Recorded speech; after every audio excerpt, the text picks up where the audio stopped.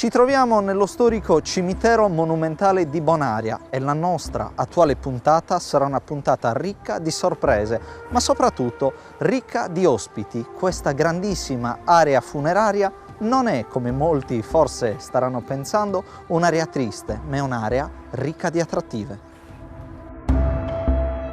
Cari amiche e cari amici di Scoprire, allacciate le cinture, si parte!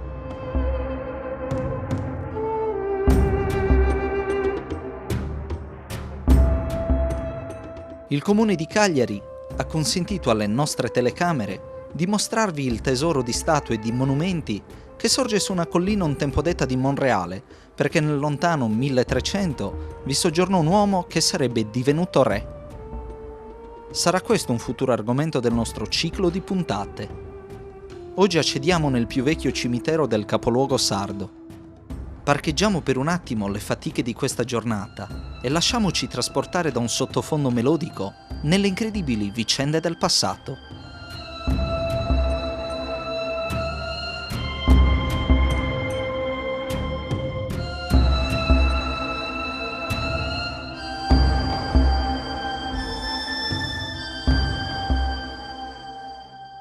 Racconteremo la storia di epitaffi e di poesie incise sulla dura pietra. Ma cosa rappresenta questo camposanto per i poeti, per gli archeologi e per gli esperti di storia? Il cimitero può sembrare anche un luogo lugubre, però in effetti non esiste luogo più umile, più quieto per ritrovare il proprio io, per la memoria, ecco, per lasciare libera la mente di vagare e sicuramente di trovare la pace. La cosa più sorprendente del cimitero di Bonaria è la sua antichità, cioè l'utilizzo praticamente ininterrotto a scopo funerario di questa zona, che credo che sia uno dei più lunghi che esista al mondo. Bisogna infatti pensare che durante gli scavi archeologici che sono stati compiuti qui nel 1987-88, tra le sorprese incredibili che si sono presentate agli occhi di noi scavatori, è stata forse la più grande la scoperta di una tomba cista del periodo nuragico. Ma entriamo nel vivo della nostra indagine. Seguiti da volti ritratti sulla pietra, osservando istantanei in bianco e nero, i mezzacroci vecchie di 100 anni, camminiamo con il massimo rispetto in questo luogo di eterno silenzio. Mette e quiete il cimitero. Non è per niente lugubre. Piuttosto è simile alla descrizione che un viaggiatore francese, Gaston Willerme, pubblicò nel 1890 in un suo libro. Lo scrittore disse che questi monumenti funerari sono di rara bellezza, bianche statue simboliche appaiono attraverso i cipressi e non c'è niente di lugubre in quest'asilo. Si può anche credere che il culto eccessivo col quale si onorano i defunti ha per causa veritiera la passione per il lusso e l'orgoglio dello sfoggio. Con le statue che sono manierate e le iscrizioni funerarie sono di stile ampolloso, incise con lettere d'oro. Osserviamo quindi da vicino questa monumentale galleria d'arte funeraria a cielo aperto, approfittando quest'oggi di un cielo incoraggiante. La storia del cimitero monumentale di Bonaria affonda in un passato che ha una suggestione incredibile. Dovete infatti sapere che il cimitero monumentale di Bonaria è nato nel 1829 e ha soppiantato la triste usanza di seppellire i defunti nel sagrato delle chiese, nei giardini ed anche in luoghi pubblici.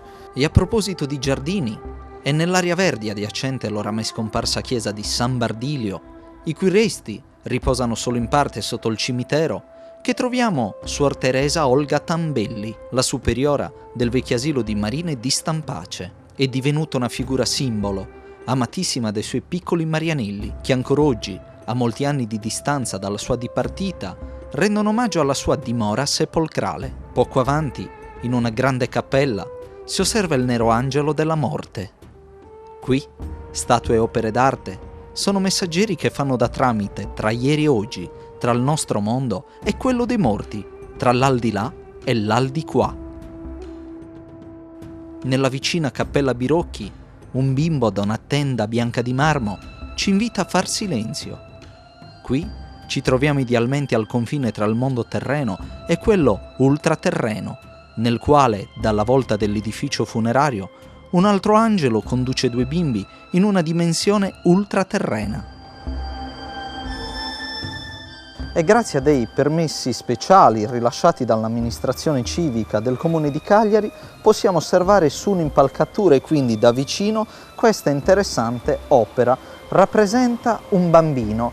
I custodi del cimitero lo hanno sempre conosciuto col nome di Luciferino, ma in realtà è un'opera rappresentata dallo scultore Agostino Allegro, che rappresenta una piccola bimba, Giuseppinara dei Conti Ciarella. La bimba in mano, come potete osservare, tiene una rosa e osserva questa rosa, il simbolo della rinascita vitale, della vita che continuerebbe nell'aldilà, oltre la vita terrena.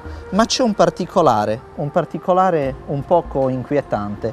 Il pancino della bimba, come potete osservare, è rigonfio su un lato, ed anche i suoi capelli che sono un poco sparati per aria. Lo scultore Agostino Allegro realizzò infatti quest'opera basandosi sul corpo privo di vita di un bambino che era stato adagiato sul tavolo dell'obitorio. Questo spiegherebbe il motivo secondo il quale i capelli, come potete vedere, sono sparati per aria, ed invece, essendo stato adagiato il corpo del bimbo sul tavolo piano dell'obitorio, i capelli ricadevano all'indietro. E per lo stesso motivo anche il pancino del bimbo era per l'appunto riverso su un lato. E tra gli artisti più celebri che hanno lavorato lasciando una traccia del proprio passaggio nel cimitero di Bonaria c'è sicuramente Giuseppe Sartorio. La vedova Todde alle nostre spalle è straordinaria. Sì, è una delle grandi opere di Giuseppe Sartorio. Qui sono state censite 254 opere tra le sculture e lastre fatte da Giuseppe Sartorio. La vedova Todde è il monumento a un grande giurista, l'avvocato Todde, e nasce in contrapposizione a un'altra opera, un altro gruppo scultoreo simile realizzato qualche anno prima da un altro artista, Ambrogio Celi, che realizzò appunto un gruppo simile a questo commissionato dalla vedova Raspi. Siamo alla fine dell'Ottocento. A Cagliari esplode l'arte funeraria che diventa uno status symbol per le famiglie nobili e ricche di Cagliari, anche perché nelle pagine dell'Unione Sarda viene decantato proprio l'opera che viene posizionata nel cimitero di Bonaria, quindi c'è una rincorsa a chi fa il monumento maggiormente di pregio. Accanto a questa splendida opera d'arte, una delle tante del cimitero, è di casa una grande kermesse di gusti e di stili. Spaziano dal neoclassico al liberty, passando per il realismo a un forte simbolismo. Peccato che alcune opere d'arte sono scomparse durante i bombardamenti aerei della Seconda Guerra Mondiale, ed altre ancora sono state minacciate dall'incuria del tempo ed in fin dei conti degli uomini. Per fortuna che le pubbliche amministrazioni hanno riscoperto di recente questo incommensurabile patrimonio culturale.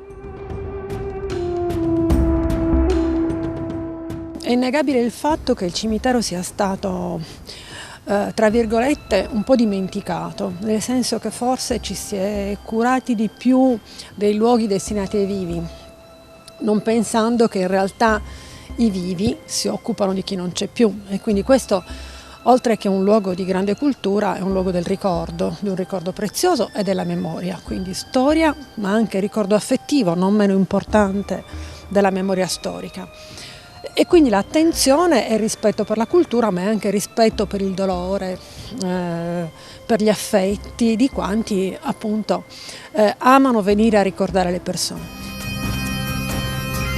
Nella prossima puntata racconteremo altre storie affascinanti. Ripercorreremo la vita di Efisio Marini, il famoso pietrificatore che plasmò i corpi dei defunti per renderli eternamente integri. Scoprire vi illustrerà anche la storia inedita dei luoghi più reconditi della città dei morti di Bonaria. Ci caleremo in sotterranei singolari. Emergerà così l'altro volto artistico, culturale e poetico di uno dei cimiteri più belli d'Europa. Indossati gli abiti speleologici, scenderemo nelle viscere della terra e porteremo un fascio di luce in un mondo di tenebre, intervistando anche nuovi compagni di viaggio. Alla prossima puntata! E sotto lo sguardo dei vecchi concittadini della storica città di Cagliari stiamo concludendo questo approfondimento di scoprire sul cimitero monumentale di Bonaria. Le opere alle mie spalle sono le opere realizzate da grandissimi scultori, Gerugi, Sartorio, Fadda e tanti altri. Grazie per averci seguito.